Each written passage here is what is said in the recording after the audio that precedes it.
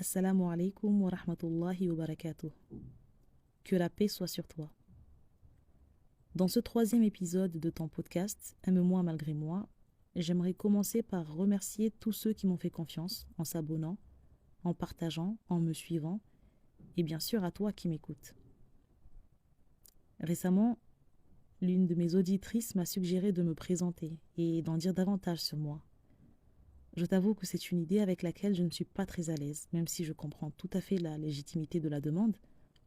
Et ce que j'espère pour nous, c'est que ça se fera au fil du temps, en toute bienveillance, en douceur, et d'une manière qui respecte autant mon désir de discrétion que votre désir de connaître qui vous parle.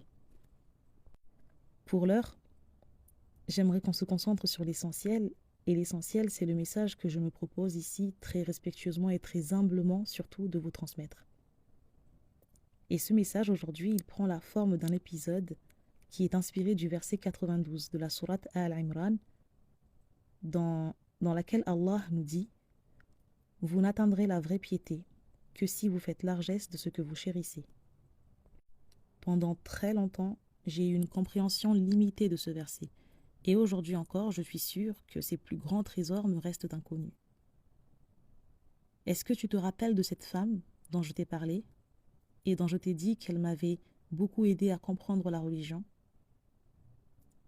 Un jour, elle me dit « Tu sais, toutes les aumônes ne se valent pas. » Je me rappelle qu'on abordait ce jour-là justement le sujet de l'aumône et du fait qu'elle est une cause de guérison, puisque le prophète sallallahu alayhi wa sallam nous dit « Guérissez vos malades par l'aumône ». Je venais de comprendre une dimension tout autre de la notion de don, et ce fut presque une révélation pour moi. Ce jour-là, j'ai compris que l'aumône ne se limite pas à la nourriture que l'on donne à une personne qui a faim, ou à l'argent qu'on donne aux plus démunis. Donner pour Allah, c'est avant tout demander à Allah d'accepter de notre part notre besoin de lui, et reconnaître que nous sommes des mendiants devant lui, et que tout comme nous donnons, nous espérons qu'il nous donne. Donner, c'est aussi et surtout donner de sa personne, donner de son temps, donner de son confort, donner de tout ce que l'on garde précieusement pour soi. Voilà pourquoi nous sommes parfois des donateurs, je vais dire, sans jamais vraiment atteindre le degré de ceux qui donnent pour Allah. J'ai alors commencé un examen de conscience pour essayer de trouver ce qui m'importait le plus, ce que je voulais le plus garder pour moi, ce que je chérissais au plus haut point, afin de voir quelle est l'aumône qui, si je pratique, m'apportera la piété et la satisfaction de mon Seigneur, puisqu'il s'agit de ça. Quand on fait cet exercice avec sérieux, on se rend compte à quel point finalement on est radin. Et je ne te parle pas de biens matériels. J'ai par exemple réalisé que ce que j'affectionnais le plus, bien au-delà d'un billet que je pourrais glisser dans une enveloppe ou d'une pièce de ma garde-robe que je pourrais céder, ou encore d'un plat que je pourrais partager, eh bien c'est mon ego, tout simplement. En tant qu'être humain, on refuse délibérément, du moins on accepte difficilement de donner de sa personne pour Allah. Quand je parle de donner de sa personne, cela peut être abandonner une dispute tout en sachant que l'on a raison, par exemple, pour plaire à Allah. Pardonner un tort qui nous a été fait, en restant figé sur le fait que la personne ne change pas, alors qu'au final, pardonner, c'est une démarche que nous faisons entre nous et notre Seigneur, même si nous pardonnons à l'autre.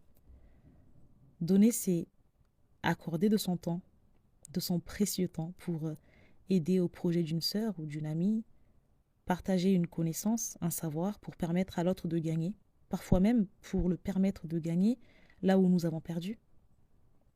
Donner, c'est peut-être même renoncer à la gloire, renoncer à la lumière pour la céder à quelqu'un d'autre. Et la plupart du temps, donner, c'est tout simplement, je dis tout simplement, c'est tout simplement épargner notre mal à quelqu'un. À défaut de lui faire du bien, c'est lui épargner notre mal. Voilà finalement les biens sur lesquels nous sommes si avares le plus souvent. Et voilà l'aumône qu'Allah attend le plus de nous, pour nous accorder à son tour le succès. L'épisode du jour s'intitule « Donner le meilleur ». C'est un titre risqué parce que c'est un titre bateau. Il veut tout dire et il ne veut rien dire à la fois. Il est clair que je n'ai pas misé sur l'originalité. Ici, j'ai juste préféré la spontanéité de ce que m'a suggéré mon cœur.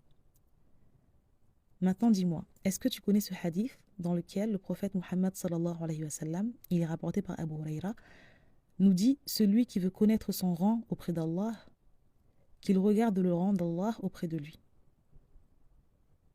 Autrement dit, si tu te demandes quelle est ta place auprès d'Allah, réponds d'abord à la question de savoir quelle est sa place auprès de toi. Si tu es honnête envers toi-même, alors la réponse à cette question devrait te faire peur. Et si la réponse à cette question te fait peur, alors nous sommes deux. Mais tu sais quoi? Tant que nous le déplorons et cherchons à y remédier, c'est la preuve que cette place n'est pas définitive, parce que dans l'obscurité de nos remords, de nos regrets, dans les ténèbres de nos reconnaissances de faiblesse, il y a une voix. Cette voix qui inlassablement nous incite à faire mieux, nous incite au repentir. Eh bien, tant que cette voix nous obsède, alors le cœur est vivant. Alors quelle est la place d'Allah auprès de toi?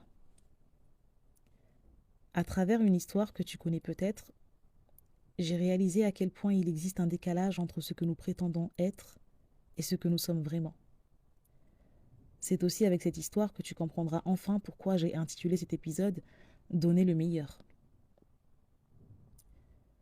Quand le père de l'humanité, Adam alayhi salam, fut envoyé sur terre avec sa femme Hawa, notre mère, ils eurent beaucoup d'enfants, parmi eux Habil et Qabil, deux frères amoureux de la même femme. Afin de les départager et de savoir lequel aurait la chance de l'épouser, il leur a été suggéré de faire une offrande à Allah, de donner. L'un possédait un troupeau de moutons et il donna la meilleure de ses bêtes, un bélier magnifique. L'autre, qui possédait des champs et des récoltes, donna une botte d'épis de très mauvaise qualité, la pire qu'il ait pu trouver. Et la première fois que j'entends ce récit, je me dis, mais qu'est-ce qui lui prend de donner une chose sans valeur à Allah, sachant que même si on lui donne la meilleure des choses, Allah est au-dessus de tout besoin. Et s'il l'accepte, c'est nous qui sommes honorés et non pas lui. J'ai trouvé que ce deuxième frère avait fait preuve de manque d'élégance et d'ambition et même de reconnaissance. Et on aimerait tous être le premier, n'est-ce pas? On croit tous qu'on est le premier, à vrai dire.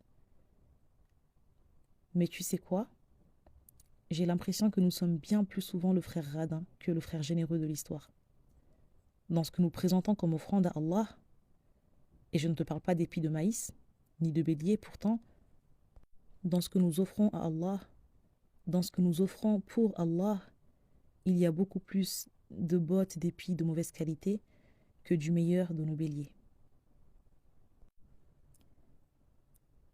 Considère notre force.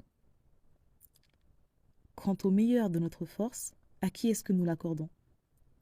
Est-ce que nous ne passons pas des journées entières à nous investir, corps et âme, dans tout ce qui concerne cette vie d'ici-bas, jusqu'à ce qu'il ne reste plus de nous qu'épuisement et lassitude?